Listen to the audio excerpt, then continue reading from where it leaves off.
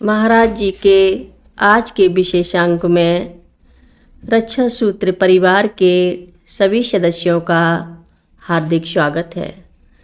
बाबा जी के भक्तों को राम राम। उस प्रेत आत्मा ने जवाब दिया कि मैं जब तक इसे मार नहीं देता तब तक इसे छोड़कर नहीं जा सकता। मुझे यहाँ से एक तांत्रिक ने उसी रात बाहर निकाल दिया था जिस दिन मेरे शरीर को दफनाया गया था। मुझे एक तंत्र प्रक्रिया के तहत इस लड़की के पिता को मारने के लिए आदेश दिया गया था। उसने आगे कहा, दरअसल मुझे इसके पिता को मारने के लिए भेजा गया था और घर के बगल में ही छोड़ दिया गया था। मुझे हिदायत थी कि जब इसके पिता अपनी साइकिल लेने बाहर आएंगे तो मैं उनके शरीर में प्रवेश कर लूँगा, लेकिन उससे पहले यह लड़की वहाँ आ गई। यह सब सुनने में बहुत भयावह लग रहा था। मुझे समझ में नहीं आ रहा था कि मैं इस तरह की तंत्र शक्तियों से कैसे निपटूं, और तभी मुझे उस लड़की को एक और जगह ले जाने का ख्याल आया। वह जगह थी गांव के पास में ही एक मंदिर था। वह मंदिर हनुमान जी का था। वह लड़की गांव से कुछ दूर छोड़कर रहती थी, इसलिए हम पहले उसे उसके घर ले गए। उसकी माँ से मिलने पर मैंने उन्हें सारी बात बताई कि उनकी बेटी के साथ स्कूल में क्या क्या हुआ है। उसकी माँ यह सब सुनकर टूट गई और उसे भी कुछ समझ में नहीं आया कि वह इस परिस्थिति को कैसे संभाले। मुझे लगा कि अगर मैं इस लड़की को उसकी माँ के साथ अकेला छोड़कर चला जाऊंगा तो हालात और बिगड़ सकते हैं। घर में मौजूद दूसरे बच्चों पर इस सब का बहुत बुरा असर पड़ सकता था।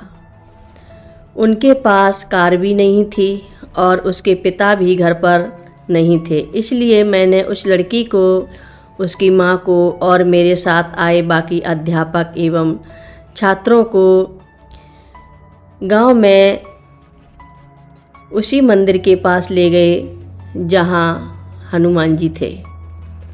मैंने किसी को नहीं बताया कि मैं कहाँ जा रहा हूँ।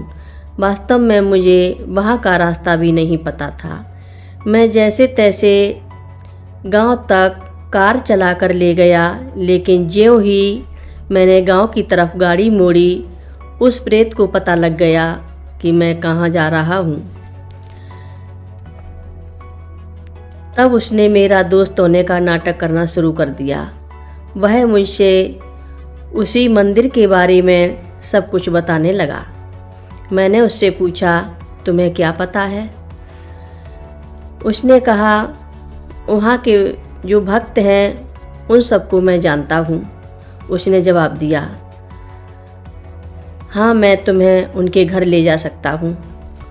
बेशक वह मुझसे गलत दिशा बता रहा था और इस तरह वह हमें दूसरे गांव ले गया, लेकिन जब मुझे एहसास हुआ कि वह हमें मूर्ख बना रहा है तो मैंने एक बार फिर किसी घर के पास गाड़ी रोकी और ऐसा दिखाया कि जैसे कि मुझे प्यास लगी है और वहाँ पानी पीने जा रहा हूँ, लेकिन वास्तव में मैं वहीं सही रास्ता जानने के लिए रुका था।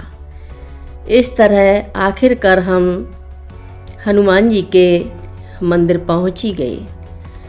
मैंने उस लड़की को उसकी माँ के साथ वहीं छोड़ दिया। बाकी के लोगों को लेकर स्कूल वापस लौट आए।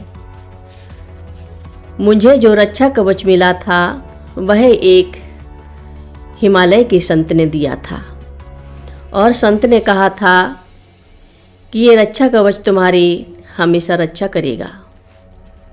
वह लड़की कुछ दिनों तक उसी मंदिर में रही और वहाँ के मंदिर के पुजारियों ने उससे हनुमान चालीसा का पाठ करवाया, सुंदरकांड का पाठ करवाया और उसे रामायण सुनाई और उसको हनुमान चालीसा पाठ करने के लिए कहा।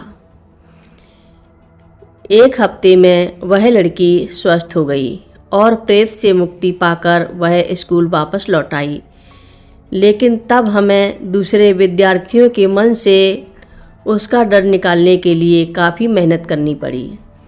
यह हम सबके लिए यह एक बड़ी ही विचित्र और ख़तरनाक अनुभव था, जहां हमने एक ऐसी लड़की का सामना किया जिसे एक प्रेतात्मा ने अपने बस में कर लिया था। सभी भक्त मिलकर बोलो नीम करोरी बाबा जी महाराज की जय बोलो। बाल समय रवि भक्ष लियो तब तीनहु लोक भयो अंधियारो। ताहि सो त्रास भयो जग को यह संकट काहू सो जात न टारो। ते बन आनी करी बिनती तब छाड़ दियो रवि कष्ट निवारो।